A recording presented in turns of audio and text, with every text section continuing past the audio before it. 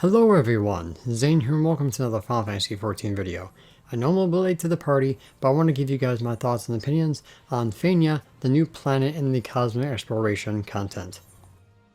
So let's address the elephant in the room right off the bat, that Fania is basically a rinse and repeat of the moon, except the missions are just a little bit easier, except for the EX Plus for crafters. Gatherers are definitely much easier than they were on the moon, but that's a different story.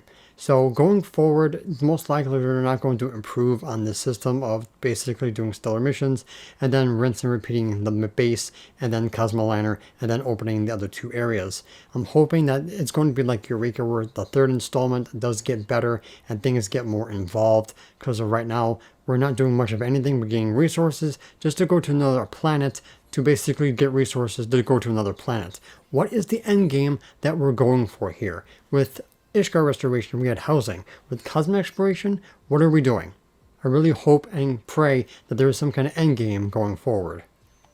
Now let's go over my first impressions of the Fania planet. So far, a lot of the missions are a little bit more tame than they were on the moon. Like I said before, that they make sure that the EX Plus missions are a lot harder than anything else. With the GP changes for gatherers and of course the cordial changes, gathering has become much easier. Even the Fisher missions I found to be much more relaxed and not as taxing as they were with the moon. You definitely can knock off Fisher missions pretty easily, and even the EX Plus ones are not that difficult as long as you know what you're doing and of course change your tactics on these missions. The normal way of doing it, like on the moon, is a lot different than one on Fania, like the ones for the ethereal reduction for miner and botanist. Instead of using your scrutiny and collector's focus, you put all your GP in your gathering attempts to get the 45 items from ethereal reduction, which I did make a video about that. So in terms of the missions, they definitely made them a little bit more enjoyable and a lot easier to complete than they were on the moon. Now on the topic of the EX Plus missions for crafters, I think they did overdo them just a little bit too much, but because they are adding in the tokens to get the Cosmo board, I think they thought it was justified to make them just a little bit harder, even though you really have to think about the conditions that you're getting and also plan out your rotation as they come out. I know that Ash 10 did make a video about how to do the EX Plus missions on crafters, so I definitely would recommend checking that out if you want to tackle those, but if you want the Cosmo board, you're better off doing the gatherer missions instead. But when it comes to the missions for crafters and gatherers, they definitely are a little bit easier, but also a little bit harder in the right spots. So I do give Square Enix a thumbs up for making the planet just a little bit easier, but also just a little bit harder when it comes to these good rewards. Now let's talk about the mech ups. So the mech ups on the moon were fun, but they kind of got a little bit boring after a while. At least the one on Fania, at least for me, I found these a little bit more enjoyable and a little bit more engaging. You're sucking out the energy balls to get the ability to unearth a pebble or stone or a boulder from these sand pits. And unlike the ones on the moon, you know exactly when you're going to get your special ability because there's a gauge underneath that tells you once you get 10 balls, you guys can extract a boulder. I actually found this to be a little bit more interesting and a lot more fun, even though the energy balls do take some time to spawn sometimes, so you're most likely going to be searching and waiting for them to respawn, just like I just showed you right there. Now for the other mech op, which are basically are destroying glass pillars, is also a little bit more enjoyable because you also get a cool ability that makes your jet set through at ultrasonic speed, shattering all the glass pillars around you. So in my honest opinion, the mech ops definitely got a little bit better in Fania, plus you get, I think, a lot more Cosmo credits for your troubles than you did on the moon, because on Fania there's actually a big reward that you guys can get for 28 or 29,000 Cosmo credits.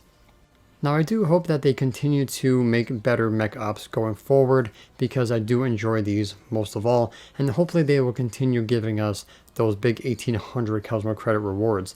I'm also hoping that they end up giving us the mount, the blue one and also the red one of the bulldozer, as a mount from the Cosmic Fortune, because I think a different color variation could be a cool idea, but most likely they're not going to outside of the 500,000 points of getting the black mech op suit. So hopefully in the future we will see the blue and red versions of the bulldozer and mech suits in Cosmic Fortune.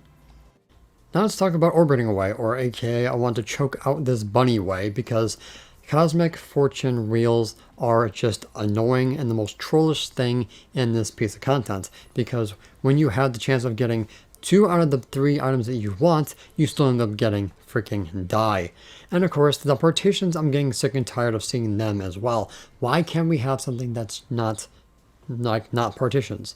You can easily put elegant pieces, like the cheap ones at least, in there, so we're getting at least something for our troubles. But no, you give us partitions that have been done ad nauseum, even in Ishgard Restoration, and we just don't want them anymore. On top of these stupid freaking prisms, you can change those prisms into something else, but unfortunately, it is what it is. You can't always have everything your way as it is. But they still give you the dyes, they still give you the materia, they still give you delineations, and of course cordials, which we can also ultimately use. Okay? But they also have the new housing items, which is understandable, but I'm getting sick and tired of those stupid partitions. So Cosmic Fortune is most likely going to stay the same going further, but I really wish that they would change up these rewards, because I'm getting sick and tired of getting screwed over by orbiting away. And I think you also are tired of getting screwed over too. Now let's talk about the cosmic tools, or the stellar tools that we get. So in the moon, we ended up getting 9 steps, okay, because I had to catch up to the Everseeker for the I'm level. On Fenya, we only got 5 steps because they had to catch up to the Golden Thumb I'm level of the crafted tools. Going forward, they cannot make these tools a lot stronger than crafted.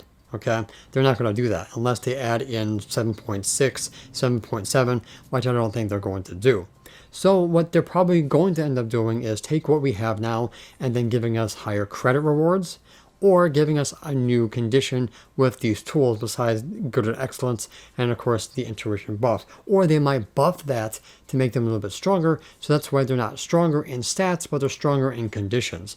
That is what ultimately what I'm thinking they're going to do, because right now we have the Novice on the Moon, Intermediate on Fenya, and Advanced coming in 7.4 most likely, because they don't have a glow yet, which ultimately means that they're not finished. So what they're going to do going forward, we don't know yet, but I'm guaranteeing you that the stats are not going to change going into the next planet in 7.41.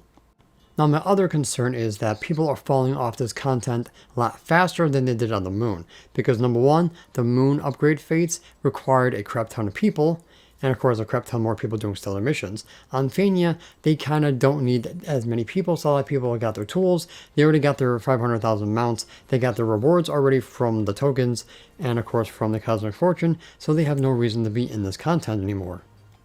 And I noticed a lot of regular players that were on the moon still at this point ultimately abandoned Fenya because they know what to expect and they got all the rewards. If the rewards were just like player based only, so only you can get them and not market tradable, then maybe the content would have a higher life expectancy. But if they don't change how things work going forward, then this is going to get even deader than it already is.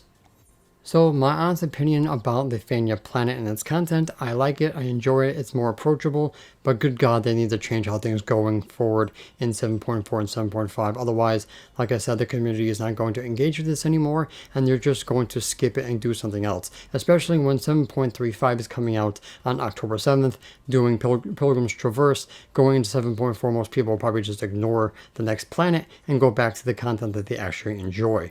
So hopefully, fingers crossed, that they actually add in some story going forward once this planet is completely done. And hopefully in 7.4 and 7.5, they make things dramatically more engaging, more fun, and hopefully a hell of a lot better. Otherwise, this is just going to, like I said, turn into Diadem 2.0 and 1.0 all over again. Alright guys, so now it's your turn. What do you guys want changed in Cosmic Exploration? What would you want added?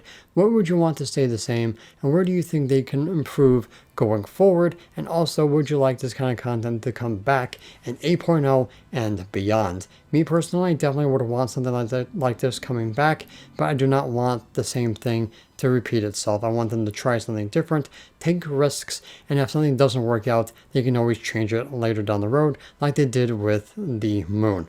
Alright guys, so that's pretty much going to be it for this video. Thank you guys so much for watching. Don't forget to check out the rest of my channel for more Final Fantasy XIV content, and I will see you guys in the next one. And hopefully you guys enjoy 7.35. And that's it for today's video. Thank you guys so much for watching. Don't forget to leave a like, comment, and subscribe to my channel if you're new for more Final Fantasy XIV content and help with the YouTube algorithm. If you guys want to support my channel even further, consider becoming a YouTube member, Patreon supporter, or help me on Ko-Fi. The links for those will be in the description down below, as well as my Discord. And an extra special shout out to the members on screen. So until next time, may you forever walk in the glorious light of Lord Bahamut, and always remember to keep forging